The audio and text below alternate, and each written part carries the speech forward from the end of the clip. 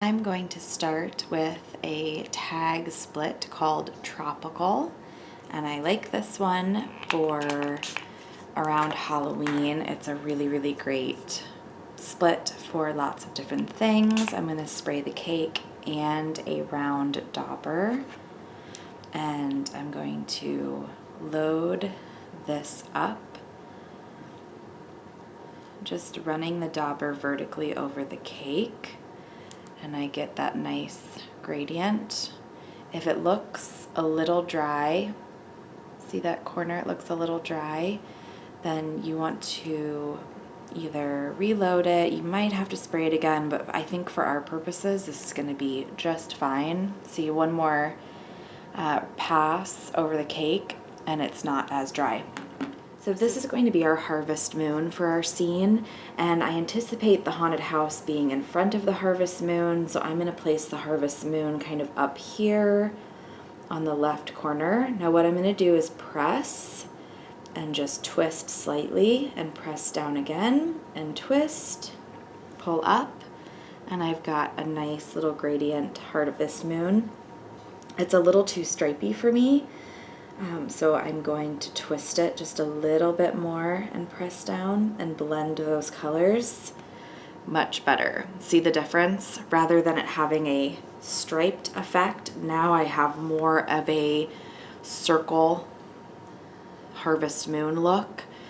I think that makes a huge difference when using daubers. Daubers are really great, but if you give them that slight twist, it will blend the colors together. Now that we have the harvest moon there on the job, I would probably go ahead and just spray it with a little bit of gold glitter, or you can also use something like the American Body Art glitter creams. This is Stardust, and it is very beautiful. I honestly don't think the camera could even possibly do this justice, but I hope you see all the amazing tones in this. It's one of my favorite glitter creams to use right now. The creams are also more of a wax base opposed to a gel base, so they go over paint and they do not smear it. So I'm going to go ahead and give that a little bit of shine. I'll show you guys what this looks like too. Isn't it beautiful? This is amazing as glittery eyeshadow on girls, and just a great way to add a little bit of extra glitz to designs. So I want to paint a haunted house in front of this moon, and I do this Halloween pretty much every year. I hand paint haunted houses on kids. I'm sure there's a stencil out there, but I really enjoy hand painting designs, and for me a lot of times it's easier just to freehand something than grab a stencil and a sponge and all that jazz anyways. But I do want to tell you guys a trick that I do, especially when starting out. It's hard to picture a haunted house when you haven't painted it before. I've painted so many now that I can do it out of my head, but in the beginning, what I would do is go to Google and I would put in haunted house, and if you just hit search on Google, you're going to get these really complicated pictures of haunted houses. That's not what you want. So oftentimes, and I do this with all sorts of different designs, which is why I want to share this with you. I think it's a good tip. Oftentimes what I'll do instead is I'll put in haunted house cartoon, hit images, and then you get images that are broken down into shapes that are easier to paint. So when I'm searching for an image that I know I want to paint, or if I'm trying to design something and I want more of the broken down image to copy or to start from, I usually will put in cartoon. That's a much easier image to paint. Sometimes I get ideas from the images around it. Another thing you can search for is clip art, which will really break down the shape of something that you want to paint. But usually I'll go through and I'll find one that I think would be really easy to do. Like this image looks like a really great image. Very simple. It's something I could repeat. I've got a tree there. I've got even a little bat that I could follow. So this is the image that I'm going to pick to base this design off of. So hopefully that's a good tip for some of you starting out. So I'm gonna go ahead and grab my black paint, and this brush is probably way, way, way too small. So I'm gonna ditch that one, because what I want in a brush to paint this is a brush that has a thin enough tip that I can outline the shape really quick and draw the shape onto my arm, but then I want it to be big enough that I can quickly fill it in. If I used this brush, it would take forever to fill in the shape, and that's not really what I want. So I'm gonna move up to, this is a 4, still a very, very small brush. So I'm gonna go ahead and get my black activated here. And I've got my black nice and inky, and I am going to draw out the shape and then fill it in. So I am looking at that image on my phone, and whenever I look at an image like this, I definitely use it as a guide, but it is a rough guide because I don't follow anything that perfectly. That's just kind of my personality and how I am. But I do like this, so let's go ahead. I love haunted houses and doing them by hand as well, because they don't have to be perfect. So it really lends itself to being an easy thing to hand paint on the job, because it doesn't have to be perfect. So you don't have to worry too much when your shapes are a bit off, or you do something that, you know, doesn't quite make sense. It doesn't really matter, because this is a kooky haunted house. Okay, so here's one of the reasons why I picked this bigger brush, because I can do something like that. And on the job, to fill in a shape that quickly makes all the difference. Just want to give this a little bit more legs to stand on, because I think that looked a little too squatty. And then I am going to go ahead and give it like a little bit of fence on this side. I'm going to do some clouds, so some of this is going to get covered up. So I'm not too worried about what the rest of that looks like.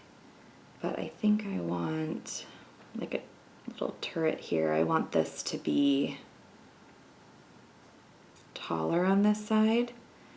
So I'm going to add something that was not there originally, and I'm going to beef this up. So again, you know, using Google Images is a great way to start, but hardly something that you need to follow religiously, because in the end, going off of a picture is great. It's a good guide, but you also always want to aesthetically look at what's happening in your design and then make alterations, because once you start painting something, it may need adjusting. So there we go. So now I have some height on this side, which is what I want. And then I can do a little fence on this side as well. And I'm going to use my Fusion Neon Yellow to do this. So I'm going to go ahead and get that all worked up and activated. You do want whatever yellow you're going to use to be nice and thick and well loaded so that it goes over that black. One trick I have with this is I am going to pile up some paint there, and then I'm really going to scoop it up with the tip of my brush so that it's really kind of hovering. Hopefully you can see that on the tip of my brush, so that when I go to lay down this yellow, see how it is thick and it's not going to compete with that black. So I'm going to do a round window up here, scoop up more of that paint, and I'm going to do another round one here. I'm going to reload my brush. And I am, of course, doing yellow because I want it to look like it is glowing from the inside. I'm going to do kind of a tipped little door. Again, this is one of the best things about haunted houses on the job and why it's pretty easy to hand paint them, because it's not supposed to be perfect architecture. So you can really just throw on some details and call it done really quickly. I don't know about you guys, but I think one of the first things I remember drawing as a kid in school were haunted houses. And I remember sitting down in class or even art class and drawing and designing the most elaborate haunted houses. It's where I learned to draw steps so that it looked like actual steps. I think it's actually the first time I learned perspective and what that meant and how you could manipulate an image. So for me, there is something incredibly sentimental about haunted houses. So I really enjoy freehanding them, and every single haunted house I paint on the job is going to look completely different than the one I just did. So I think it's a really, really fun thing to do, and you know, something that you can really, really simplify if you need to, or if you have a ton of time and nobody's in line, you can do a really, really cool, elaborate one on a child. So I just find it really, really fun to hand paint. I'm sure there's stencils you can get, so if you don't like the idea of hand painting them, go find a stencil. But I love hand painting them. All right, so I'm going to grab a little bit of white on my small brush here, and I'm going to go ahead and just define some of the shapes that I created. And this is going to help the architecture of my haunted house out a little bit so that it looks a little bit more like a house.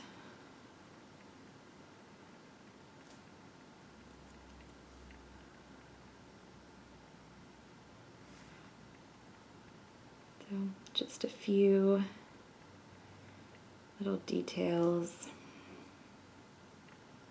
I'm gonna just barely highlight my fence here. Another thing that I have done, now I am gonna put some clouds on here, so I don't know what's gonna cover it up, but one of the things that I do a lot of times on the job is I'll find a spot kind of off to the side, and I'll do like a little graveyard. So I'll make the little like humps on one side, like it's a little graveyard off to the corner, and you can even do like a cross and just add a few little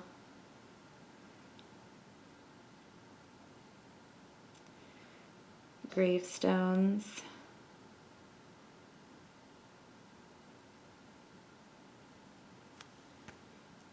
That's kind of a fun little detail that you can add if you've got some time.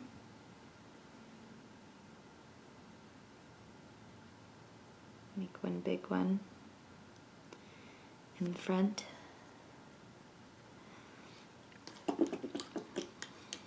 And then go back in with your white.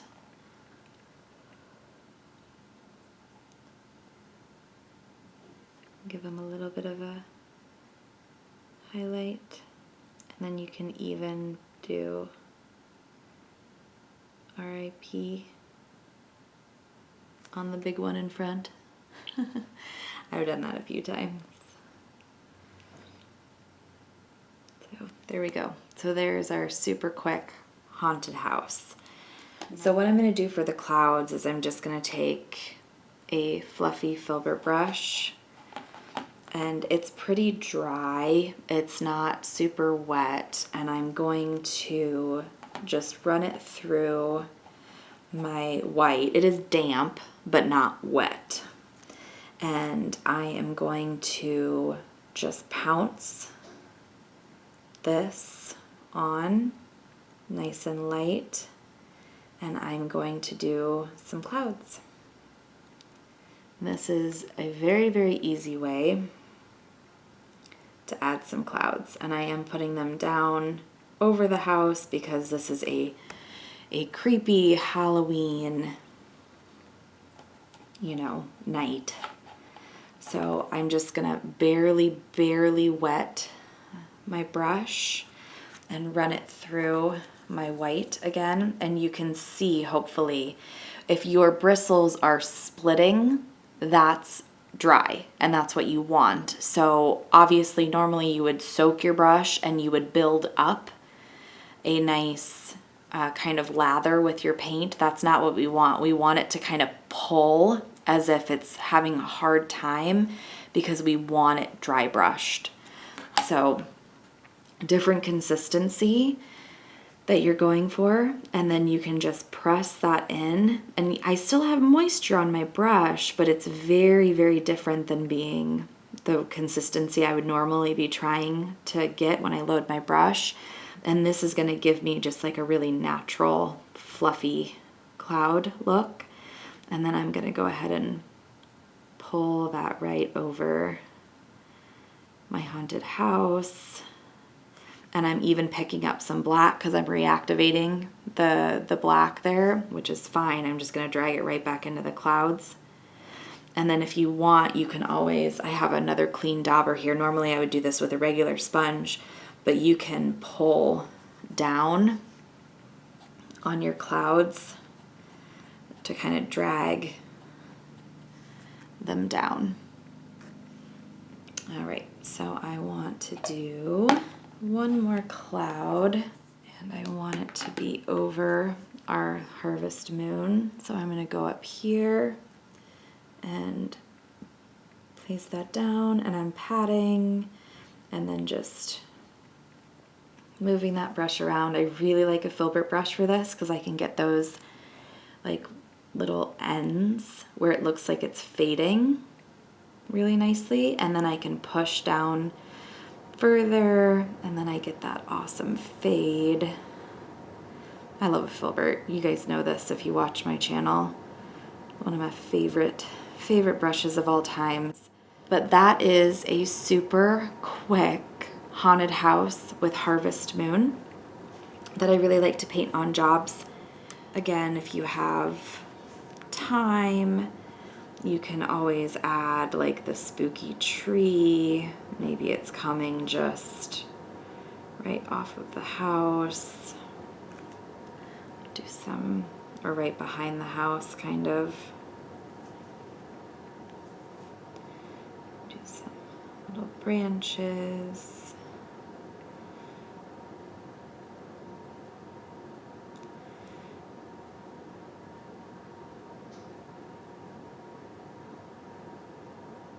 We don't really need like the base so much. I'm not really worried about that. I'm just gonna kind of dry brush it out like that.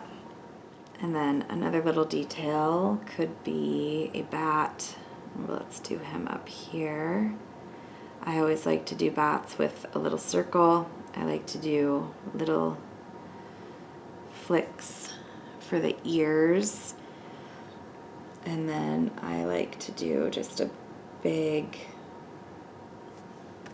kind of wing this way and a big wing the other way. And then I think the easiest thing to do is just a U shape and a U shape and then fill it in.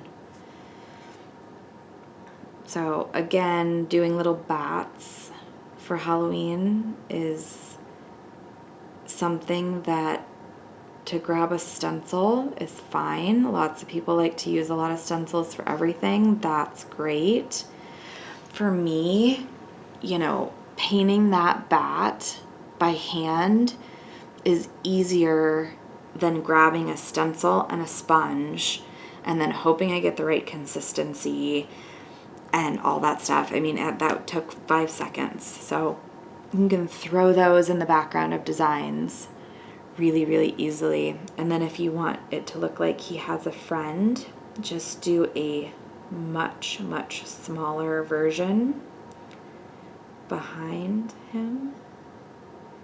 Or in this case, we're kind of doing it underneath him. And then just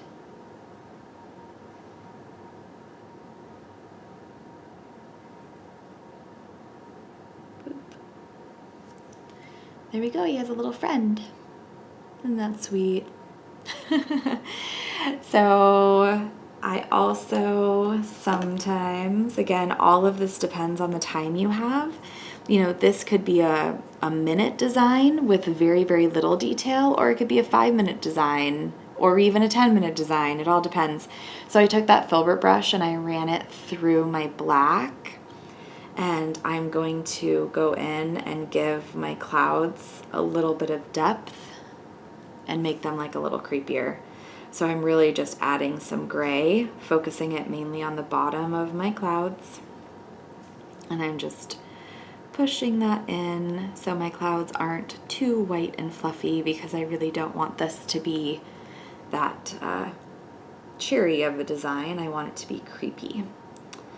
So adding a little bit of depth and going to pull that cloud in a little bit, and there we go. All right, so did anybody else do this with haunted houses when they were little? Like, this is how I learned perspective. I had an art teacher that told me how to make stairs look like stairs, where you would do that little triangle, and then you would do a rectangle, and then you do the little like triangle part again, and then a little rectangle, and then you'd keep going. Did anybody else do that? Please comment down below and tell me if you did that. I distinctively remember like drawing haunted houses and doing this in art class, and I think it all clicked for me that that's what perspective was. So very curious if anybody else did that. So I do feel like after all this detail, my moon is disappearing, so I just loaded a little bit of hot pink on my brush, and I'm going to go over the outside of my moon and just kind of flick it in, because I don't want my harvest moon to disappear. I love harvest moon. Does anybody else love harvest moons? That is my favorite time of fall. So there we go. That just helped it pop out a little bit more. See that difference? That's a huge difference. So now I could just keep adding details forever. I love when the bats have like creepy little eyes, like beady little bat eyes. Super fun. Boink, boink. The sound effect is necessary. It's really not, of course. All of this is, how much time do you have? Right now I am sitting in my living room having fun, so I have all the time in the world. So I'm going to add details, details, details. Love a detail. But I also like quick details, which if you guys watch my videos, you probably know I'm not that detail oriented. All right, I think I'm done now. All right, guys, so there's the finished haunted house. I hope you guys like it. Please like and subscribe if you'd like to see more videos, and I will see you next time.